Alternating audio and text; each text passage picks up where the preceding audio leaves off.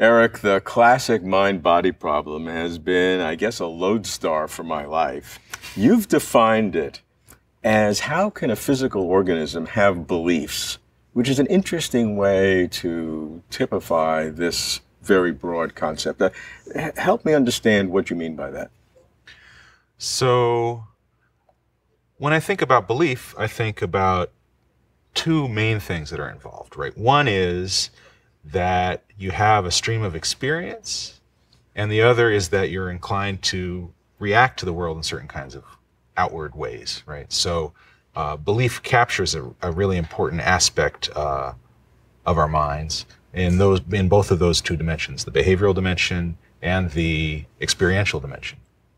So the mind-body problem is the question of how is it that a being can have both patterns of outward behavior and a stream of experience. And it's a being that is physically embodied. Well, we assume it is. Right. I mean, I'm inclined to think that it is, but I don't rule out the possibility of that we're not, in fact, physically embodied in the way that we think we are. So what would that mean? So one possibility that's on my map, although I think not generally accepted in contemporary philosophy, is idealism. Right? On an idealist view, all there are minds, and bodies are just kind of constructions of our minds. And so it would be misleading in a certain way to say that minds were physically embodied. It would be more like bodies are imminded or something like that. Right. And what would push you in that direction, or at least give you reason to think that should be on your map, as opposed to in the intellectual trash bin?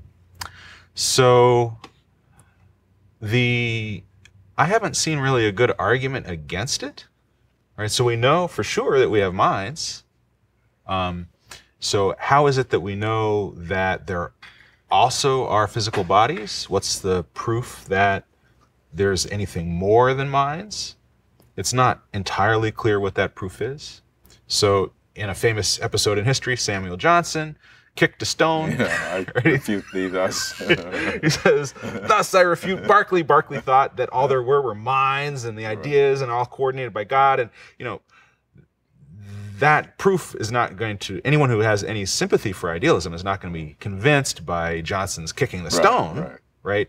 But in a way, I think that's the only argument we really have against it, is this kind of intuitive sense that we have that, well, of course, there are physical objects that are independent of our minds. This is common sense.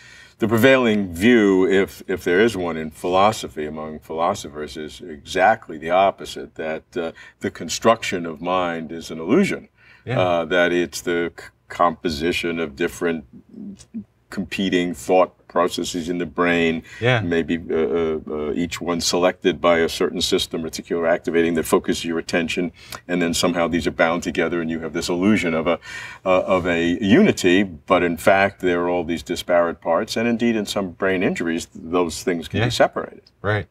Yeah, so I'm pretty sympathetic with that.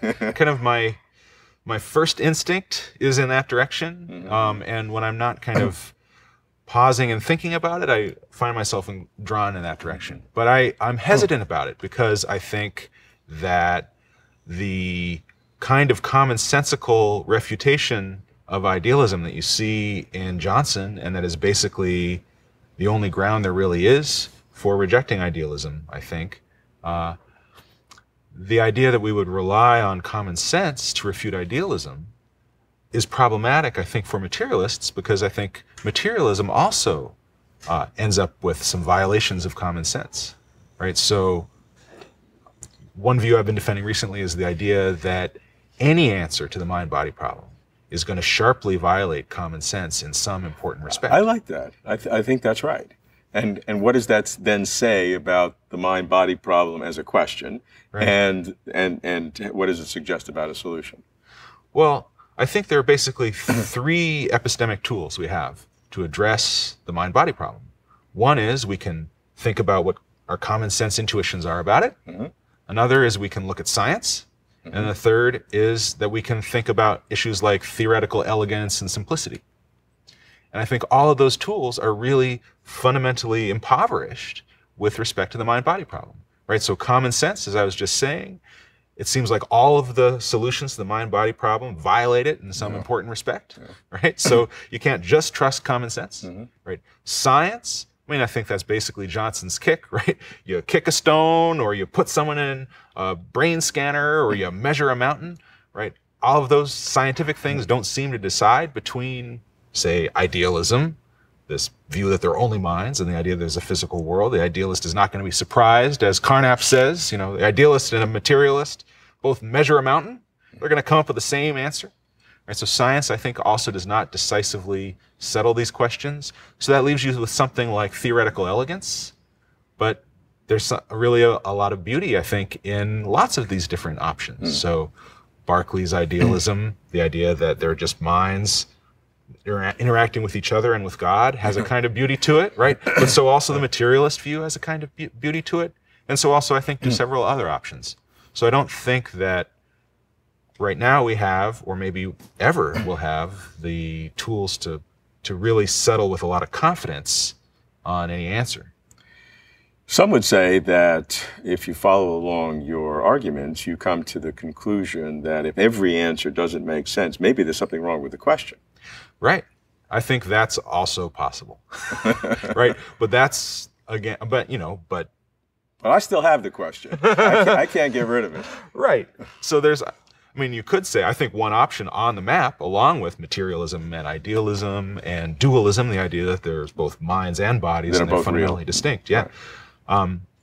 Another option is to reject that trichotomy. Right. But I think that also violates common sense, right? Because, common sense tells us, right? There has to be something.